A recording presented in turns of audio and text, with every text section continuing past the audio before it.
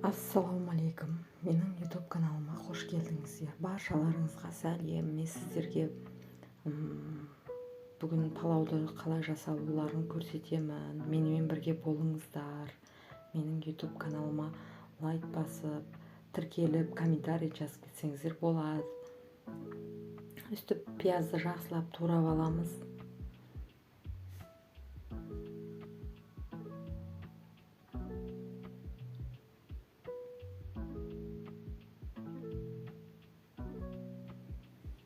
Сәбізді де жақсылап турап аламыз.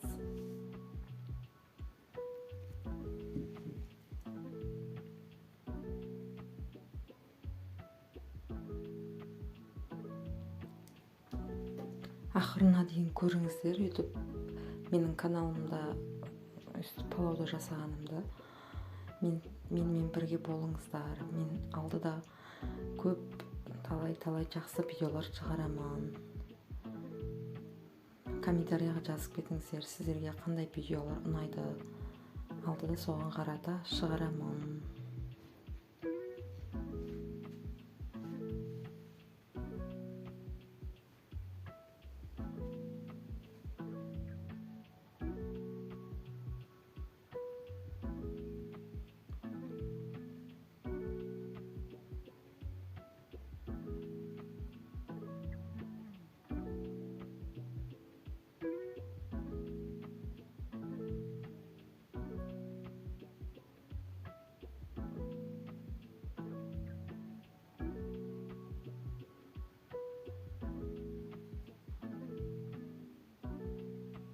Мен жақсылап үстіп турап алдым. 5 пияз, 2 килоға жақын сәбіз.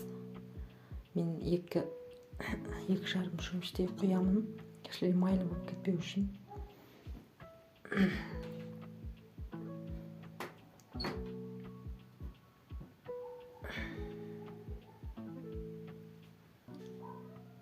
Қызып тұрған майға үстіп пиязды салып, жақсылап қуырып, қызартып аламын. Шамалы қызартсаңыздар да болады. Мен қызыл палау қылып істедім.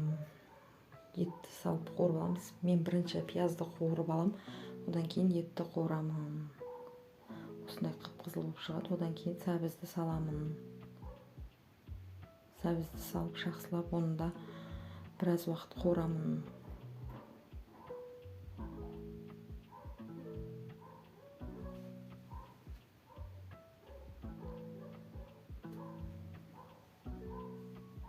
Менде мына осындай қуырылды.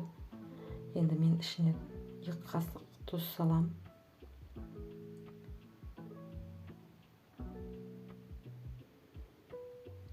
Енді өздеріңіздің қалауларыңызға қарай приправа не салсаңыздар болады.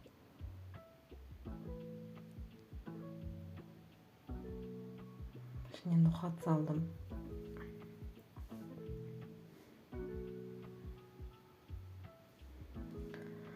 Мейізін салдым.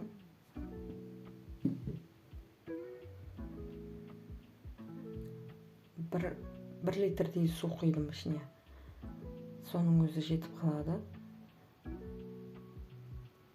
Жақсылап біраз уақыт ноқаты піскенше қайнатамын. Одан кейін барып күрішті салатын боламын.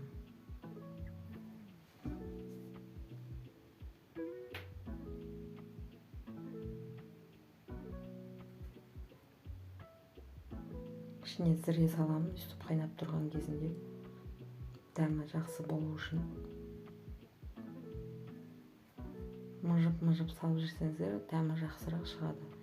Менде осындай роллтон салдым ішіне.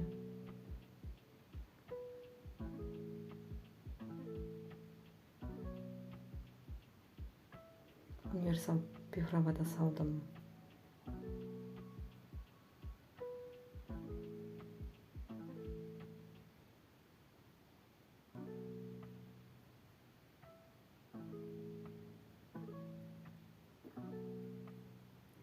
Менде қайнап болды. Әдемі болып қайнап шықты менде. Енді ішіне күрішін саламын.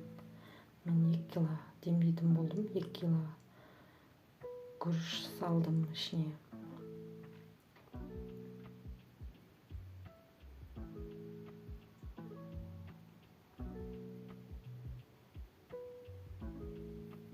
шамалы уақыт қайнатып, өстіп тесіп іші піспей қалмау үшін қасықпен тесіп қоямын.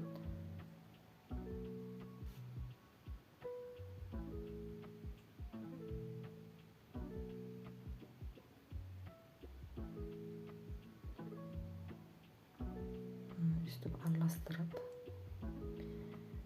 бетін жауып дымдап қоямын. Піскенше ашпаймын.